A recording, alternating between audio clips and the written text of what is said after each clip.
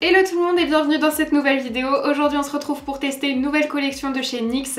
C'est la collection, vous l'aurez vu dans le titre, Casa de Papel. Et je suis assez contente parce que pour une fois c'est une série que j'aime bien. Du coup dans la collection on a déjà un miroir que j'ai même pas ouvert, je vais ouvrir tout de suite. C'est un miroir à main. Donc de ce côté on a le masque de Dali et de l'autre, vous allez vous voir. Eh ben non, c'est trop sombre, vous verrez pas. Ici, il y a marqué boum boum ciao. Un petit miroir à main, et ça franchement c'est pas mal parce que moi qui me plains toujours que les palettes n'ont pas de miroir, la palette n'a pas de miroir. Au moins je ne me plaindrai pas de ne pas avoir de miroir. Pour rester dans les accessoires, il y avait aussi les petites barrettes dans la collection que j'ai mis ici. J'ai fait un petit effort de coiffure. Et après pour parler vraiment produit, déjà pour moi la pièce maîtresse, c'est la palette masque de Dali. Déjà le packaging est sympa et après bon c'est tout en carton hein, par contre. Et à l'intérieur en fait on a pas mal de fards, c'est justement ça que j'aime beaucoup. C'est qu'on n'est pas sur une petite palette. Il y a des teintes chaudes et des teintes froides. Une majorité quand même de chaudes mais on a quand même quelques teintes froides, il y a un peu de tout, il y a plusieurs intensités. Il y a plein de finis, du pailleté, du irisé, du mat. J'ai hâte de voir ce qu'elle va donner. Les palettes NYX, ça passe ou ça casse. En général les palettes comme ça des collections, je les aime bien. On a une deuxième palette qui m'emballe celle-ci un petit peu moins, c'est la palette du professeur. Puisque on est sur une palette avec beaucoup moins de fards, des teintes chaudes. Elle est assez complète en soi, on a un fard clair. Le fard clair par contre est scintillant. On a un fard foncé, des fards de transition, il y a un peu de toutes les textures. C'est une petite palette assez sympa mais moi je préfère la grande. Ils ont sorti le liner, le Epic Ink Liner, le classique. En version je pense dorée. Je l'ai même pas ouvert en fait parce que c'est un produit que je connais mais oui c'est ça. Là c'est vraiment classique, ils ont juste mis un packaging doré. Dans la collection on retrouve aussi un highlighter en forme de lingot d'or comme ça. J'ai mis du temps à comprendre comment ça s'ouvre. Mais il faut pas soulever ça, il faut tenir et soulever le truc du dessus. Alors l'highlighter je vais essayer mais à mon avis, je pense que vous verrez, ça va être trop foncé pour moi, beaucoup trop doré. Par contre il est très joli, il est dans le thème vraiment, il est très pailleté aussi j'ai l'impression. On va essayer, on va voir ce que ça donne, mais je pense pas que ce soit un produit que je vais aimer. On retrouve aussi 5 crayons dans la collection avec des teintes différentes. J'ai déjà pas mal de crayons de cette gamme, je l'aime bien, donc on verra lesquels je vais essayer. Un pinceau pour appliquer l'highlighter. Et le dernier produit c'est un rouge à lèvres. Moi j'ai reçu la teinte Tokyo, j'ai vu sur Instagram qu'il y avait aussi la teinte Nairobi qui est très jolie, mais la teinte Tokyo là aussi c'est un très beau rouge. Je vais essayer de le porter, je pense pas que ça ira forcément avec un make-up que je vais faire mais écoutez on va voir. On va commencer par le teint, comme vous l'aurez vu il n'y a pas de produit de teint dans cette collection si ce n'est l'highlighter, mais j'ai quand même envie de faire mon teint avec vous, ça fait longtemps que j'avais pas fait des vidéos make-up donc j'ai envie de les faire entières. Si c'est vraiment la collection qui vous intéresse, je vous aurais mis le chapitrage sur la vidéo, comme ça vous avez juste à aller au moment où je vais tester la collection. Alors en base de teint, je vais mettre la base Ilamide puisque c'est une base que j'ai utilisée je crois une ou deux fois.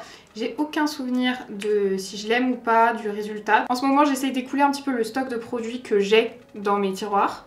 Ah c'est une base qui est assez épaisse, je pense que du coup j'en ai pris un peu trop. Au niveau du fond de teint, je vais utiliser le Conceal and Define de Révolution. C'est un fond de teint que j'adorais à une époque, c'était vraiment mon fond de teint préféré. J'ai repassé une commande chez Makeup Révolution pour retester tous les produits que j'aimais bien à l'époque, pour voir un petit peu si mon avis était le même, puisque j'ai dans l'optique de vous faire une vidéo mes favoris Révolution, parce que souvent vous me le demandez, donc dites-moi si une vidéo de genre vous intéresserait. Donc tout ça pour dire que j'ai racheté ce fond de teint et que j'ai plus trop le même avis sur ce fond de teint. Alors je l'aime bien, mais je pense que ma peau a pas mal changé et je trouve qu'il ne tient pas aussi bien qu'avant. Avant c'était vraiment un fond de teint qui tenait super bien sur moi. On va voir hein, parce que je l'ai retesté qu'une seule fois donc peut-être que ça allait pas. Par contre j'ai pris la teinte F3 parce que je pensais prendre... Avant je prenais la F2 et je voulais une teinte plus foncée mais en fait F3 ça doit être plus rosé parce que là elle est beaucoup trop rosée pour moi la teinte. Donc je me suis un peu plantée sur la teinte mais bon. En tout cas la couvrance de ce fond de teint j'aime beaucoup. Je verrai bien au fur et à mesure de la journée comment ça va évoluer. J'ai pas de produit de teint à tester dans la collection NYX donc je vais pas vous faire un retour ce soir. Ça me demande beaucoup d'organisation en fait de faire un retour. Je vous mettrai plutôt la tenue du fond de teint en barre d'infos. En anti-cerne je vais remettre le Tarte.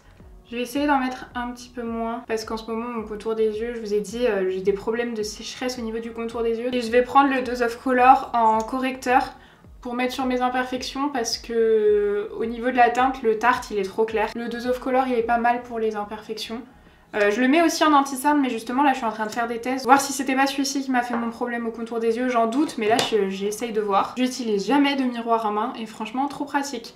Pas pour vous parce que ça va vous cacher la moitié du truc et qu'il y a une chance sur deux pour que ma mise au point se fasse sur le miroir, mais pour moi c'est trop pratique. Je vais venir réchauffer parce que là vraiment c'est trop clair et surtout trop rose. Je prends ma poudre de chez Anastasia parce que Je l'ai acheté et puis après je l'ai utilisé une fois et je l'ai mise de côté parce que j'avais d'autres trucs à tester. Ce qui fait que je me suis pas trop fait d'avis sur cette poudre. Je vais déjà poudrer le contour des yeux. J'essaye de mettre un petit peu moins de poudre que d'habitude. Si j'en mets pas assez en fait mon anti-cerne bouge, mais j'essaye d'en mettre moins parce que comme je vous dis, j'ai cet œil en fait qui pleure. Il fait des actions bizarres. Il pleure carrément de ce côté-là et ce qui fait que le maquillage ne tient pas, donc on va voir s'il le fait. Là j'ai passé 2 jours sans me maquiller à hydrater à fond, donc on va voir si ça a servi à quelque chose ou pas. Et puis bah du coup je poudre tout mon teint. Oui, ça marche, j'arrive. J'ai été chercher mes colis, j'ai pas pu attendre, j'ai voulu ouvrir. Mes ciseaux m'ont explosé dans les mains, je me suis entailler le doigt, ça me fait super mal, ça pisse le sang. Je vais venir réchauffer mon teint avec la poudre de chez Kylie qui est dans la teinte sans kaki. Je vais y aller délicatement avec un pinceau assez estompeur. Non, la poudre est pas mal et c'est vrai que les poudres s'estompent hyper bien. J'avais dit que j'avais envie d'essayer une autre teinte de blush de la gamme Kylie Cosmetics. Donc je suis allée sur le site de Nocibé et puis quand j'ai vu qu'il y avait Catrice et Essence, Catrice je savais mais Essence je savais pas. J'ai acheté quelques petits produits qui me faisaient envie depuis longtemps, notamment chez Catrice, un fond de teint, un des seuls fonds de teint que j'avais pas essayé chez eux. Je l'ai pris donc j'attends ma commande, ce qui fait que j'ai oublié de commander le blush Kylie. En parlant de ça, j'avais un blush de chez Catrice que j'avais hyper envie de tester, mais le problème c'est que c'est un blush lumineux et c'est un problème actuellement puisque bah, vous l'avez vu à l'état de ma peau, ça va faire ressortir toutes mes imperfections. J'attends que ma peau redevienne un petit peu mieux et on testera ça. En attendant, je vais utiliser un blush mat, le Colourpop en rosé comme ça. Je vais le prendre avec un pinceau It Cosmetics qui est le numéro 4. Je les aime bien les blushs Colourpop, ils sont pas trop pigmentés, je peux vraiment en frotter dedans. Ça fait peut-être un peu trop rose, du coup je vais contrebalancer en rajoutant un orange de chez Kylie que j'aime pas trop porter seul, mais on va voir, je pense que mélanger, par contre il est très pigmenté donc on va y aller doucement. Je mets mon teint en pause maintenant, je fais mes sourcils et on se retrouve après. Voilà, maintenant on va passer au test de la collection. Je vais commencer donc par l'highlighter qui est l'enluminateur Gold Brick qui est très doré, donc je vais essayer d'en mettre vraiment un tout petit peu parce que il me fait très peur. Attendez, je vais déjà le swatcher.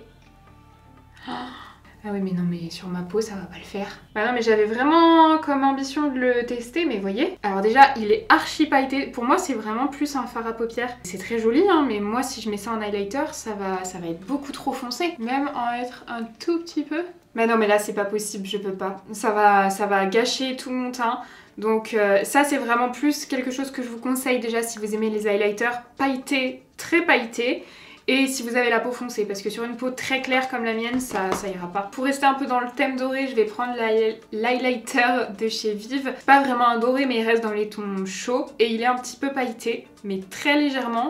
Ça se voit presque pas quand on l'applique, mais surtout il est plus adapté à ma peau claire. Peut-être le reflet de l'highlighter est doré. Moi j'aime bien quand c'est assez naturel et pas trop intense, donc j'estompe carrément avec un petit pinceau, le pinceau que j'ai utilisé pour le bronzer. Vous voyez, comme ça se fond beaucoup mieux. Je vais appliquer mon spray fixateur et après on passe au fard à paupières. J'aime beaucoup regarder les palettes avec le flash du téléphone parce que je trouve que les paillettes ressortent toujours énormément et c'est là qu'on voit les vrais reflets.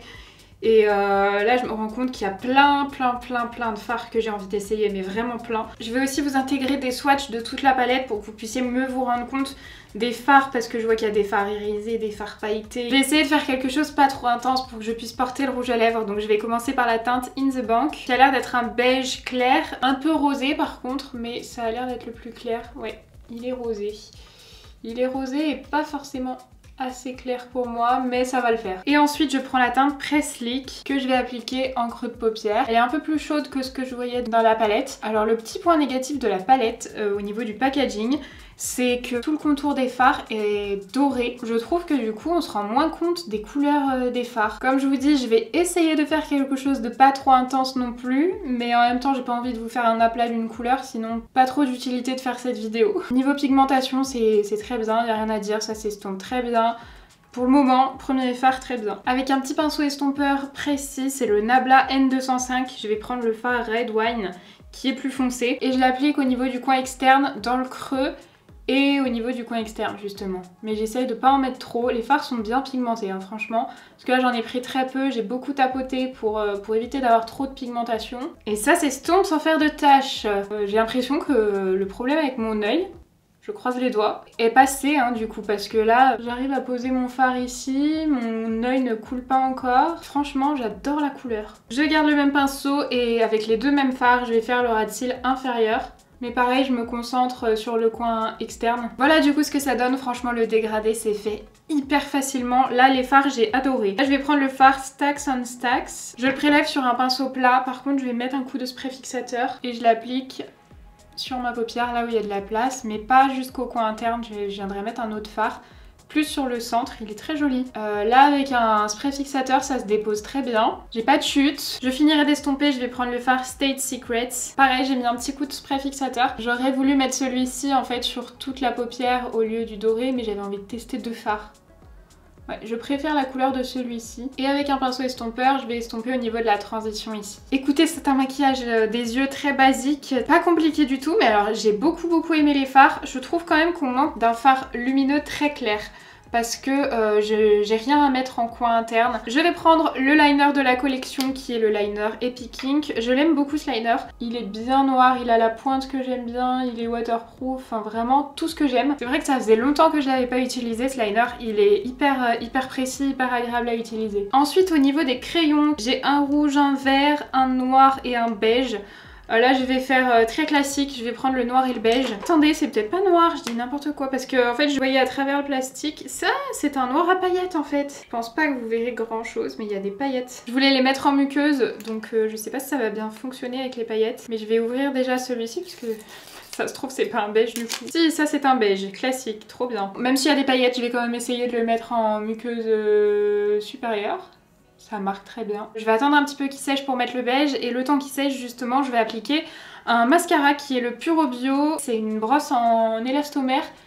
J'espère qu'il va déposer quand même pas mal de matière. Pour une première couche ça va, c'est pas sensationnel mais ça va. Là je vais prendre pareil que j'ai jamais utilisé. C'est un Catrice Glam Doll, mais là c'est pas le classique, c'est le False Lashes en waterproof. Je vais le mettre sur les cils du bas celui-là, parce que j'ai essayé le mascara bio et non, la brosse est pas adaptée pour les cils du bas. Et bah franchement le Catrice a l'air pas mal du tout. Maintenant j'applique le beige. Franchement il marque super bien, je suis contente parce que les beiges, je suis difficile, c'est une couleur que je porte tout le temps et là vraiment j'aime beaucoup. J'ai fait que cet œil et pas celui-ci et je pense que là on voit bien la différence. Et avant de passer au rouge à lèvres j'avais envie de mettre des faux cils et j'ai des nouveaux faux cils à tester. Je repousse ça depuis plusieurs semaines, je pense que même ça fait plusieurs mois.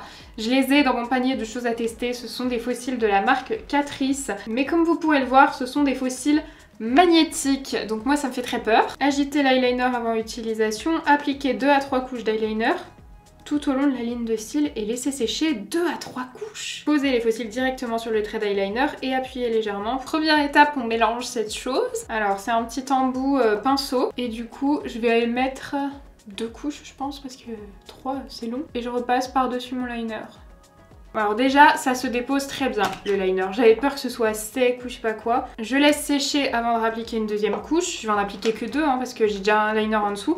Par contre, les faux cils du coup que j'ai dans la boîte, ils sont très fins et au début j'avais peur, je pensais que ça c'était la frange de faux cils, le truc noir. Mais en fait c'est juste aimanté pour que les faux cils se rangent bien.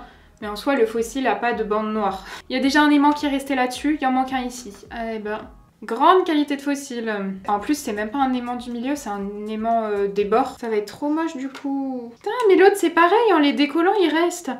Et bah voilà, il m'en manque un aussi. Très mauvaise qualité, mais bon j'ai commencé, attendez, je vais pas en mettre 2 couches, déjà je vais voir si ça marche avec une. Ça s'aimante à ma pince. Le liner au fait il est mat. Bon bah ça colle, je pense que vous verrez, mais là il bouge, moi il me manque un aimant. L'idée est pas mal, mais le faux cil en soi, même s'il y avait eu les 3 aimants, on dirait juste qu'il manque un bout, qu'il a été coupé en 2. Non, et ben dommage, le faux cil très mauvaise qualité, par contre le liner j'aime bien en fait, il est vraiment très noir et très mat. Ça fait... j'aime bien le résultat.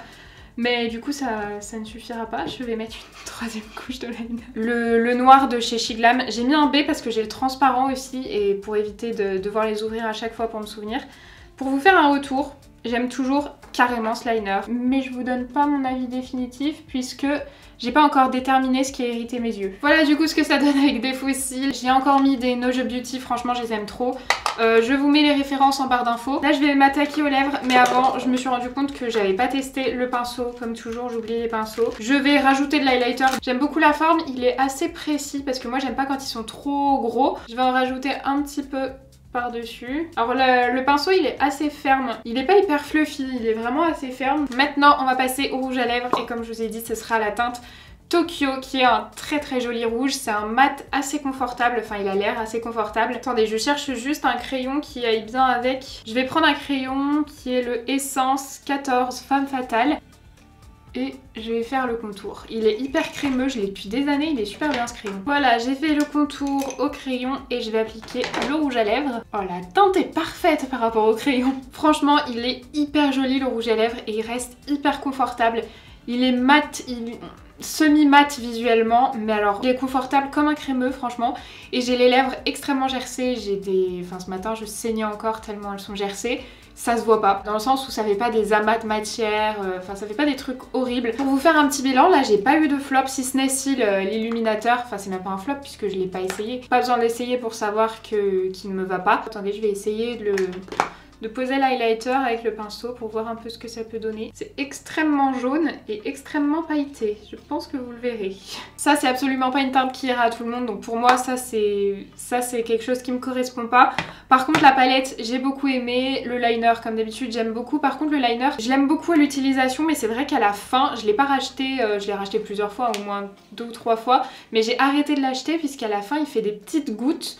Quand il est pas tout à fait terminé, on va dire aux 2/3, et les petites gouttes se propulsent sur le maquillage et ça ruine le make-up, donc je suis obligée de le jeter à chaque fois à ce moment-là. C'est pour ça que j'ai arrêté de l'acheter, mais en vrai il est super bien ce liner, il est très précis. Les yeux et les lèvres vont pas vraiment ensemble, ça c'est sûr, mais j'ai essayé de faire au mieux. Voilà, j'espère que la vidéo vous a plu. Si c'est le cas, n'hésitez pas à mettre un petit like et à vous abonner à la chaîne si c'est pas encore fait. Moi je vous fais de très gros bisous et je vous dis à mercredi.